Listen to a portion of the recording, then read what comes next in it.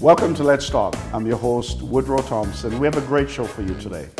My guest today is Bishop Wendell Brereton with Glorious Churches of Canada, and it's such a privilege to have him with us today. Welcome to Let's Talk. Great to be here. It's great to be here, Your Grace. Thank you for having me, and I'm looking forward to what the show has for us today. Good to see you. I haven't seen you since we sat in the barbershop together. Yeah, we have some good times in the barbershop. Yeah, but I noticed you haven't had a haircut in a while. Well, you better looking than me. So. Well, it's good to have you with us. And good it's to be good here. to be able to talk with you today. Now, I realize that you know, when I look at your bio, there's a lot of stuff that you've been engaged in. But where I want to start first is I love to hear the history behind the man. Okay. So tell us a little bit about who you are. I'm a little country boy from Trinidad and Tobago, the Twin Islands, the Republic of Trinidad and Tobago. Wow. And immigrated at a young age with my mother to Canada. Right. And grew up in Canada for the most part, educated in the United States via basketball scholarship. Came back with an accounting degree, worked as an accountant for a little while. Sought out going into different areas of my life and became a police officer. And the call of God hit me as I was a police officer. And that was about 19, what year was that? Wow, that was a while ago. Wow. And then basically left the police force and have been pastoring and running my own businesses ever since. So it's been a journey. So what was it like making that transition from being a police officer for 12 years and now becoming a minister? It's a great transition because everybody understands the personality type of a policeman and the type of individual you have to be a policeman. So that transformation spiritually was also a transformation personality-wise. Right. But still, as a policeman, as a Christian policeman, you had to have the balance of being a good person and being strong enough mentally to do the job and to be stern enough to do the job. So it was an interesting shift. My colleagues definitely saw the shift. Oh, yes. And it was a completely different person from a guy who was, gung-ho, cursing and swearing with his buddies to a guy now carrying around his Bible and talking about Jesus. Wow. Completely different. Now, I've always thought that there's some professions that it's difficult to be a Christian while you're in that profession. Mm-hmm. How difficult was it for you in being a police officer while you're a Christian? I don't think the issue really was dealing with all the things, not even the public, but within the police world. Right. There's a lot of, I would say, politics that goes on with just being a police officer. So keeping your salvation in the midst of that, and at the time with the organization I was with, I was one of the first black officers, and I was very pro-black. I had a very robust education on my historicity and who I was and who our people are. And I wanted to be a representative of those individuals. So the current regime there, it was difficult, I'll say that. And then balancing now the ideologies of the world with the faith was hard. But with God, there's a way, and He made a way for me. And ultimately, I left the force and took on ministry full time. So I think it was the transition that God was pulling me out of something, putting me into something else. Right. Now, how would you say that being a police officer for 12 years prepared you for ministry? Was there? Absolutely prepared me for ministry. It prepared me for life. Wow. It gave me the ability to have, because once a police officer, always a police officer, you have discernment. You have the ability to analyze a room. Right. So it gave me the ability to really be able to even speak to concerns and issues that my constituents and my congregation have now. Legal matters, life matters. So it was definitely a great training ground for the appointment of pastoring and the appointment of being an overseer over churches. Well, I would like to continue to talk with you and also to dive into a little bit about what's the church's responsibility in the political arena, because I know you looked at that in some ways, and there are many people who think that the church should have nothing to do with politics. Right. So we're going to talk about that when we come back after this quick break.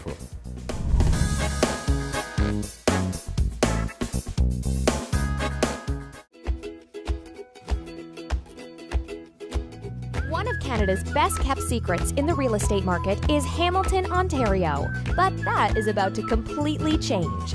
Daniel Chin has been Hamilton's real estate entrepreneur for many years, and now he's sharing all of his property secrets so you can create your own substantial wealth through buying investment properties right here in Hamilton. And the best thing is, Daniel will walk you through the process step by step. Step 1. He'll source an investment property specifically to suit your needs in a growing area. Step 2.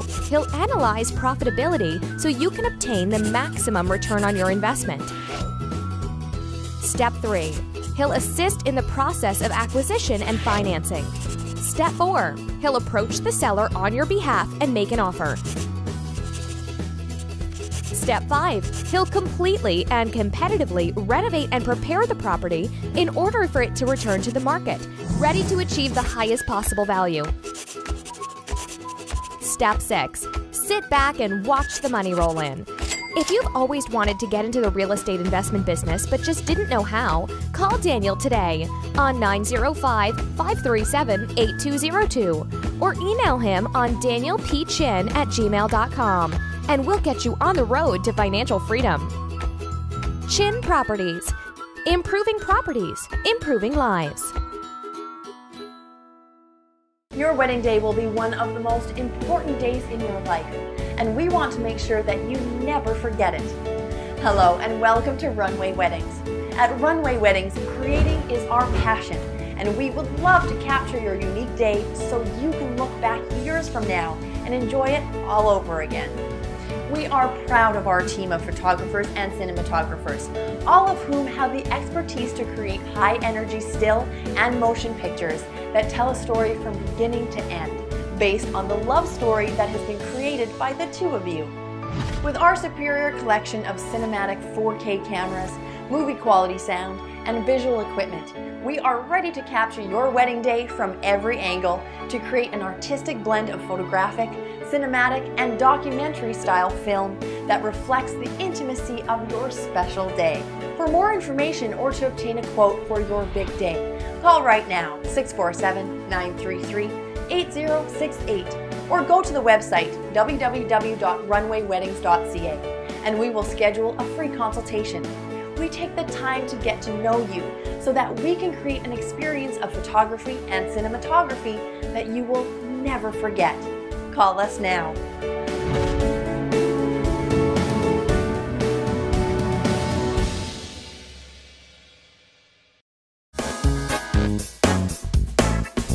Welcome back to Let's Talk. And my guest again is Bishop Wendell Brereton. It's so good to have you.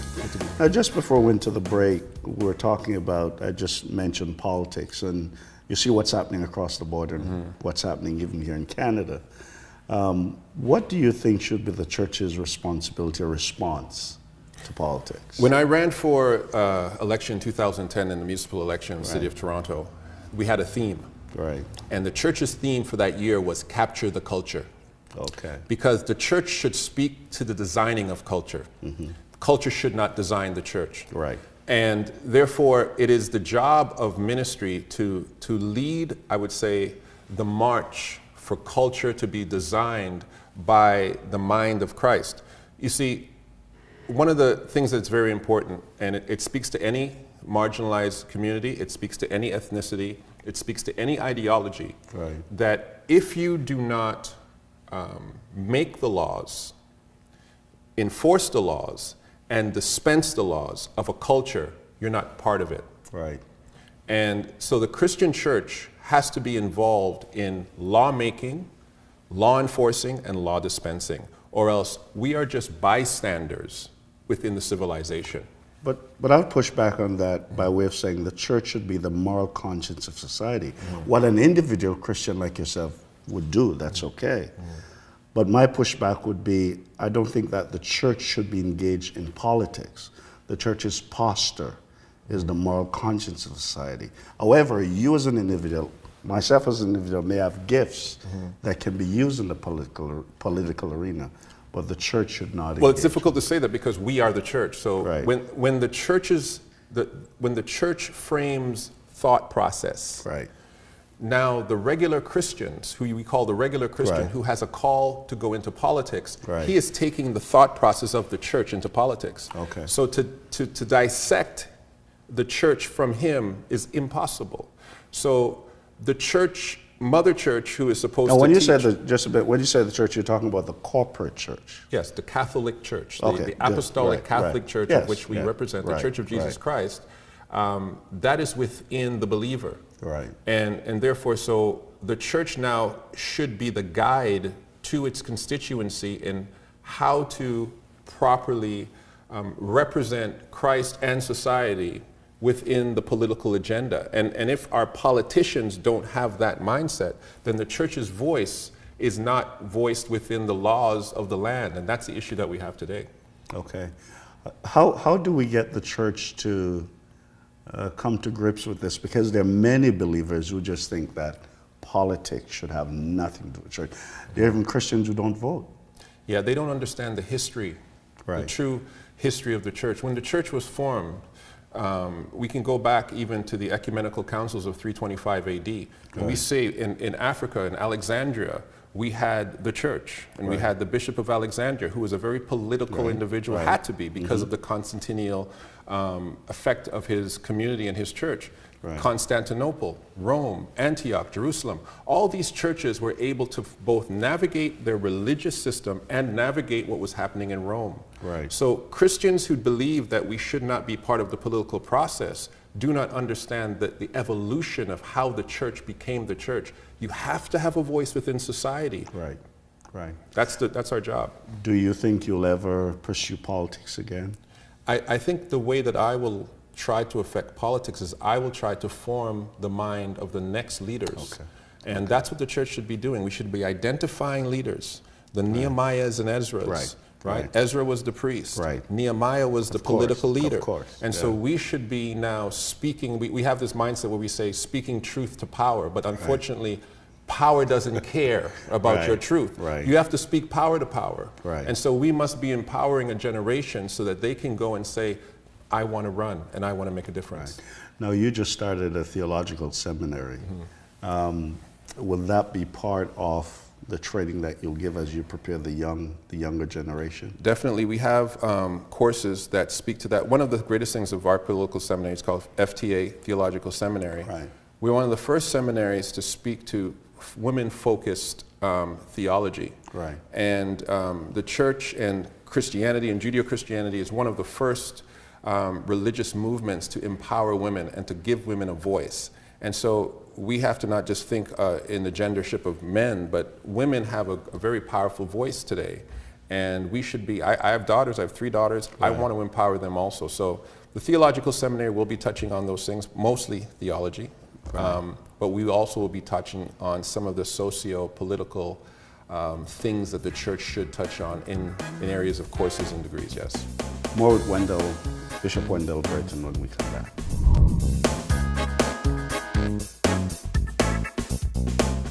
Your wedding day will be one of the most important days in your life, and we want to make sure that you never forget it. Hello, and welcome to Runway Weddings. At Runway Weddings, creating is our passion, and we would love to capture your unique day so you can look back years from now and enjoy it all over again. We are proud of our team of photographers and cinematographers, all of whom have the expertise to create high-energy still and motion pictures that tell a story from beginning to end, based on the love story that has been created by the two of you. With our superior collection of cinematic 4K cameras, movie quality sound, and visual equipment, we are ready to capture your wedding day from every angle to create an artistic blend of photographic, cinematic, and documentary style film that reflects the intimacy of your special day. For more information or to obtain a quote for your big day, call right now 647-933-8068 or go to the website www.runwayweddings.ca and we will schedule a free consultation. we take the time to get to know you so that we can create an experience of photography and cinematography that you will never forget. Call us now.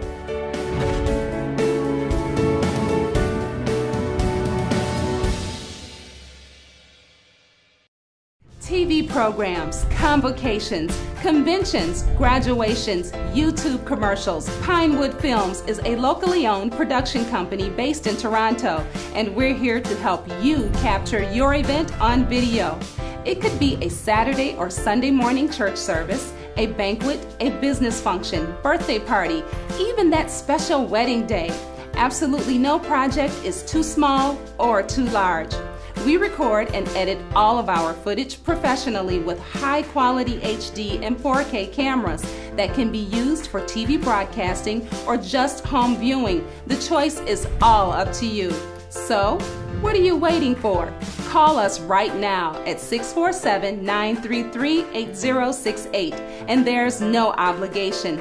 Let's talk about your ideas for your next event or project. The number is on the screen. We're waiting for your call. Welcome back to Let's Talk. My guest is Bishop Wendell Brereton. So good to have this conversation with you. It's a big conversation, Bishop. But Bishop, when you look around the world, and especially in our communities, there seems to be this idea that faith doesn't matter. And as you realize that there's many different aspects to faith, but I'm talking about the Christian faith. Right. How is the Christian faith relevant to the times in which we're living? Well, you know, and unfortunately, I'm not going to be politically correct about this. Sure. When we study our scripture, it Right. says that it's one faith, Right. one Lord, one baptism. Yes. And so faith resides in something. Right. And it must reside in something that can represent and demonstrate and manifest your faith. Right. Our faith is in Christ. Right. It's in the historicity of Christ. Yes. It's in the power of Christ. It's in the power of a man who came as a man, God as a man, who was able to affect the world without an army, affect the world without without great finances and wealth, like Mansa Musa, who the Arab king who came across Africa, affecting the world with his great wealth. This man, for 3 years, did it with nothing. Oh, yeah. Our faith is based on something. And it's been echoing for 2,000 years, manifesting for 2,000 years. We have faith in something that's real. So we Christians should be bold about our faith in Christ. It seems like we're living in a time where people seem to think that our faith doesn't matter. We are too apologetic. We have taken a position of tolerance and have sat back when we have a blessed assurance. And we are constrained knowing that we have the faith in God that is real. And definitely, I believe boldness is what exactly is called for in the last days of the church. Right. Now, for some time now, we have heard this doctrine called the prosperity gospel. What do you think should be the Christian's posture when it comes to prosperity? I'm not afraid of that word. And I'm not afraid of that word because Christianity also speaks to ethnicities. And different ethnicities have different realities when it comes to finances. And so we're talking about a marginalized group now of Africans who've come to this hemisphere under enslavement, and they have been positioned in a position of no privilege. So prosperity must speak to them. And so the reason that prosperity is a conversation in our community is because we don't have it. So the Christian religion speaks to the fact that God created a man and he gave him dominion. Dominion is of a king. He gave him possession of a realm. So we don't have that dominion sometimes. We don't have the possessionship of certain things. So prosperity has to be an aspect of certain cultures who have been marginalized, that hegemony has put them in a position where they haven't had access or resources. So prosperity must be something that we speak about to marginalized people. But wouldn't there need to be a balance when we talk about prosperity? Because we're talking about the Christian faith. And for me, the Christian faith first starts with what's happening on the inside. And so what I hear in some of what you hear on television is that, for example, if you're not prosperous, you're not a true Christian. Meaning that if you don't have wealth and prosperity, you're not, there's just something you're not doing right. That's the same imbalance. Jesus you just mentioned could almost be viewed as someone who had no place.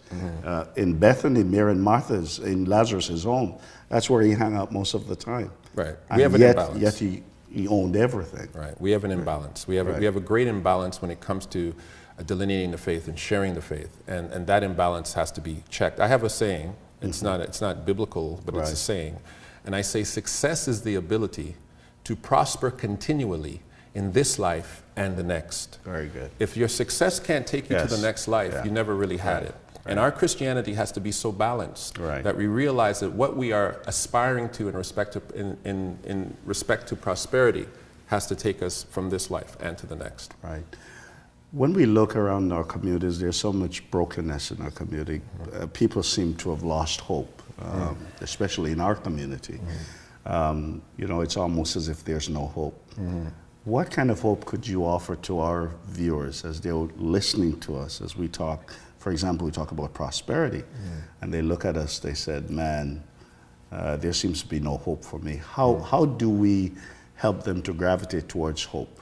After we get up off of our knees from praying, after we finish reading the 66 books of truth, find yourself into a university, find yourself in City Hall, run for office, push your children to higher education, mobilize yourself to share your wealth and create banks and investment groups.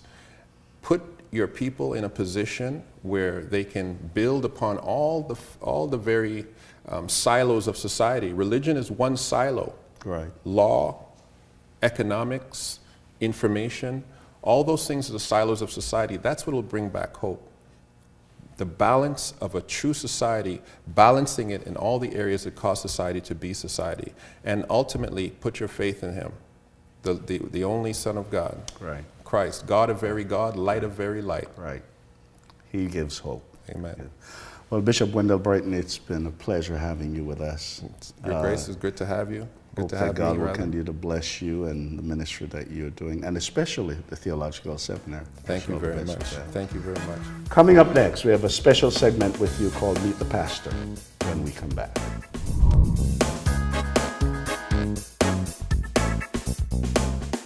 TV programs, convocations, conventions, graduations, YouTube commercials. Pinewood Films is a locally owned production company based in Toronto, and we're here to help you capture your event on video. It could be a Saturday or Sunday morning church service, a banquet, a business function, birthday party, even that special wedding day. Absolutely no project is too small or too large. We record and edit all of our footage professionally with high-quality HD and 4K cameras that can be used for TV broadcasting or just home viewing. The choice is all up to you. So, what are you waiting for? Call us right now at 647-933-8068, and there's no obligation. Let's talk about your ideas for your next event or project. The number is on the screen. We're waiting for your call. Your wedding day will be one of the most important days in your life, and we want to make sure that you never forget it. Hello, and welcome to Runway Weddings. At Runway Weddings, creating is our passion, and we would love to capture your unique day so you can look back years from now and enjoy it all over again. We are proud of our team of photographers and cinematographers, all of whom have the expertise to create high-energy still and motion pictures that tell a story from beginning to end, based on the love story that has been created by the two of you. With our superior collection of cinematic 4K cameras, movie quality sound, and visual equipment, we are ready to capture your wedding day from every angle to create an artistic blend of photographic, cinematic, and documentary style film that reflects the intimacy of your special day. For more information or to obtain a quote for your big day, call right now 647-933-8068 or go to the website www.runwayweddings.ca and we will schedule a free consultation. We take the time to get to know you so that we can create an experience of photography and cinematography that you will never forget. Call us now.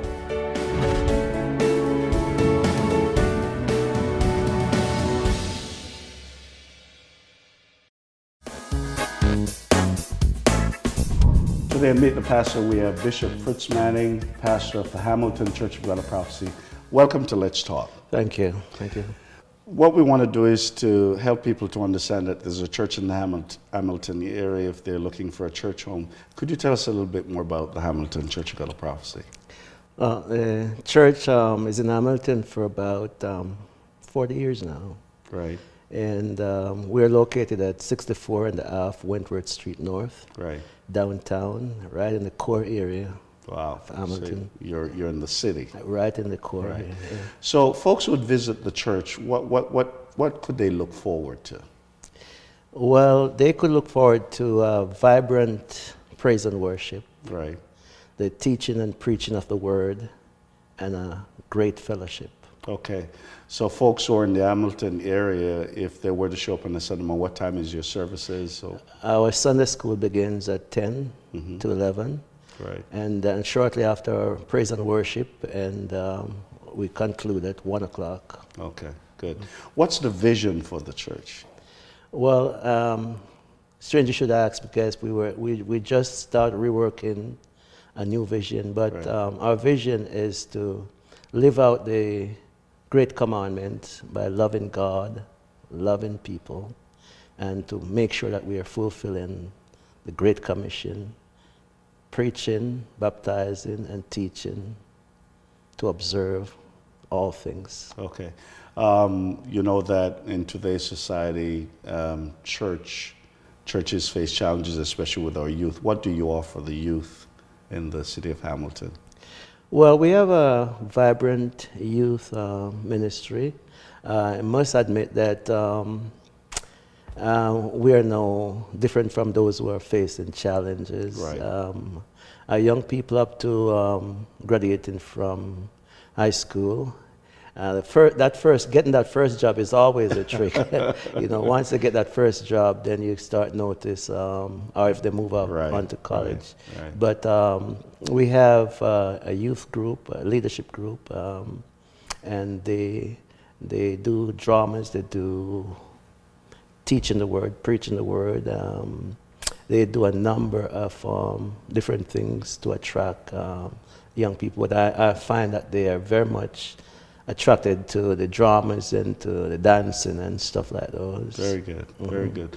Well, Bishop Fritz Manning, it's been a pleasure having you share with us what the Hamilton Church of God of Prophecy has to offer those who would visit. And so we'd like to encourage our viewers that are looking for a church home.